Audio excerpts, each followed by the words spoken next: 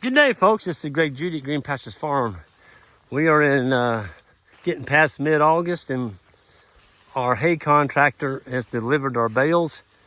And these actually we hauled in here because you can't get through the gate. But we have a hauler; we can get 6 at a time. And Isaac and the boys stacked them all the way down F here, and we got them up on this hill. And this is the cool part.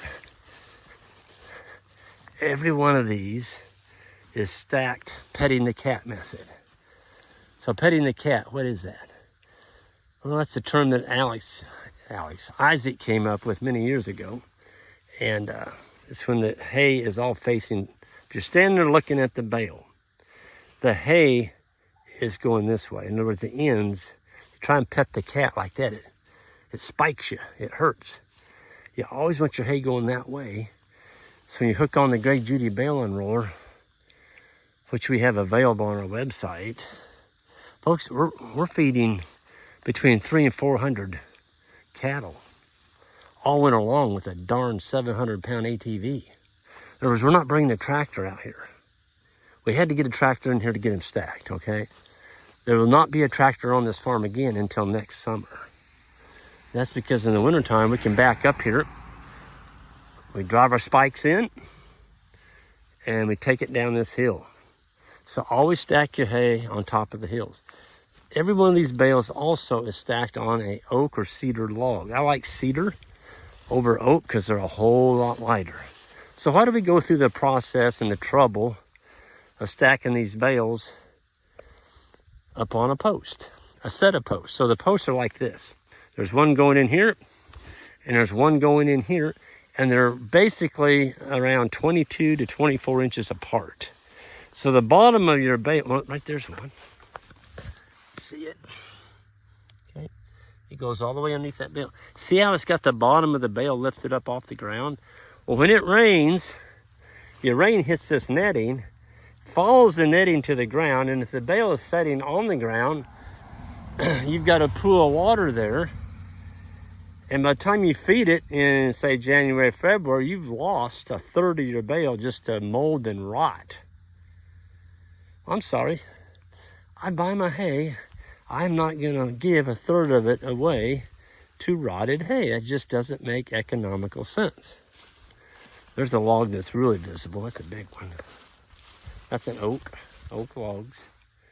But they're all perched up on logs. So we just back our bale and roller up. We stick in our spikes. There's an 1.5 inch sharpened spike that goes into that bale. We get back on our four-wheeler. Let's just say I wanted to take this bale, I don't know, clear over on the side of that field over there. Well, we have a boat winch on the Greg Judy Bale unroller. You just jack it up with your winch. It over toggles. It goes onto your little cart. You can take that bale, if you wanted to, I guess you could take it to Columbia and back. I don't care. The bale unroller has 2,200-pound axles on it. So, high-speed axles. But all these bales are already pre-placed with the hay going the right direction. So, what's the importance of this pet the cat? For those of y'all new to the channel, I'm sorry, I left that not described very well. So there's 2 ways to unroll a bale. You can hook onto it this direction, or you could push this out and come in from this direction. Well, if you use the pet the cat method where the hay's always going away, the hay's always going away from your unroller, the tongue. Okay, so when you back up, you want that hay going away from your tongue. I can hook onto that bale, folks, and I can make it down to that woods line. And I'll still have some hay left on that bale unroller. If I hook on it the other direction, the opposite direction it was baled, I'll make it 100 yards, maybe. Might go 50 yards. Bale's gone. So I rolled out a great big thick mat, and if you get a bunch of cows coming in on that bale, which that happens, they walk on it and poop on it and pee on it and step on it. The further you have that thing rolled out, you're making more impact over your landscape because there's $50 to $60 worth of nutrients in every one of those bales. That's why we buy our hay. I don't own the equipment. I don't want to bale hay. I did that as a young fella in high school. That's all I did every summer was bale hay all summer long, 14 to 16 hours a day. I got burned out on it, okay? I don't care if I ever set on another hay machine. But there's folks that like to bale hay. That's what they do. They're good at it. They got the right equipment, so I let them do that. And then we buy it and we bring it onto our farms. So if you buy hay, you're going to be a lot better grazer, and that's because it costs you money. Every time you feed one of those, you got to open this up right here, okay? If you bale the hay on your farm, you don't put a cost to it. Because everybody go, oh, I just had that grass left over. I just rolled it up and it wasn't any good, so I just baled it. Well, it was good. You could have ran it through a cow. And so that's what we do. We put these bales out. We do the pet the cat method. We want that bale to be unrolled across this landscape. The further you can unroll them, here in Missouri, it gets wet in the wintertime. We can't do bale grazing very well. I did that once and it really, really tore up my field. You couldn't drive a four-wheeler around where I had those bales for probably 4 years.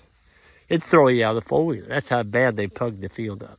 Because see, here in Missouri, central Missouri, I'm not North Missouri, I'm central. We'll get cold, but then we'll get a warm spell. And the freeze goes out of the ground. Well, you put cows around a bale and it rains that night, it looks like a darn feedlot the next morning. They absolutely have destroyed the ground around that bale. And so by taking the bale and unrolling it, all the young calves, all the cows, everybody gets a bite. I'm spreading my manure from the top of this hill all the way down to that tree line with every bale that I unroll. And so we already have them pre-placed. They're here.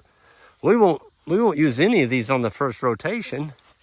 We're going to have a pretty good stockpile, so we don't need any of them. But we've been buying cows, and we've had some opportunity to add numbers. And those of y'all that came to our grazing school, you heard what Ian came down on me this spring about. Greg, you need more cows. You don't have enough cows. And I hear that every year, and I'm like, yeah, I know. They're expensive. But we went ahead and added some numbers, and so that's what we did. And it's going to be interesting. We've got any farm that we have, we've got bales already stacked. We'll put a poly wire around them when we come in here, so they're not going to get to graze these bales. We're not going to get them. We're not getting any exposure to them until we get to probably January. Heck, we might even make it to February. But folks, when you store them up on posts like this, if I don't feed these bales this winter, guess what? They're still pretty darn good by the next year. You can go 2 years stacked on these posts, and because I got netting on here and I'm keeping them off the ground, it's almost as good as storing them in a barn.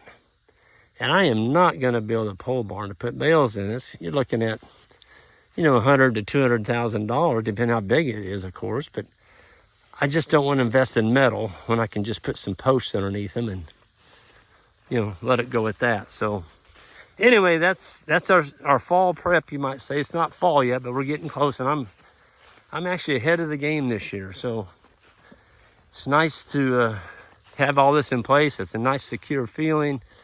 If we get 2 foot of snow in January and we can't graze through the winter stockpile, folks, this is called insurance. And so we've fed as little as 8 days for the whole winter hay. And probably the worst we've ever done is probably 60 to 70 days where we didn't grow any winter stockpile because we didn't get any rain. You just run out of grass, And even though we sold off some cows, we still had to feed some hay. But you can't destock. People are getting into this cow-calf thing, and prices are really high right now, and it's awful tempting. And a lot of people are doing it. I don't blame them. They're taking the money, and they're putting it in the bank. So they're selling completely out. I've never seen prices like this. And every time you look at the sale barn results, it seems like the cattle prices just keep inching higher and higher and higher. I did see a figure the other day that the nation's cow herd is the smallest it's been since 1951.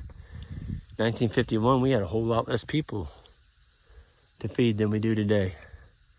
So, yeah, it's gotten these droughts in Texas and Oklahoma, Kansas. It's taken out a lot of the cattle. And so people just, building back the nation's cow herd is not like building back the nation's chicken flocks. A chicken, you can turn that thing around pretty quick. You get your chicken, he's ready to eat in, 6 weeks?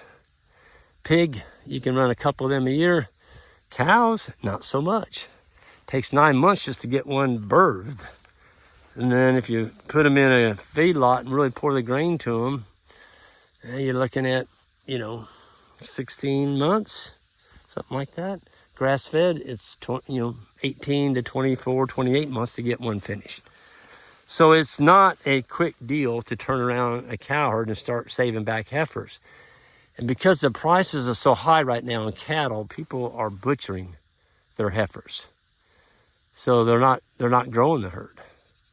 So that's kind of what's happening here. So if you wonder why your steak's so high, that's the reason. Beef prices are really through the roof right now.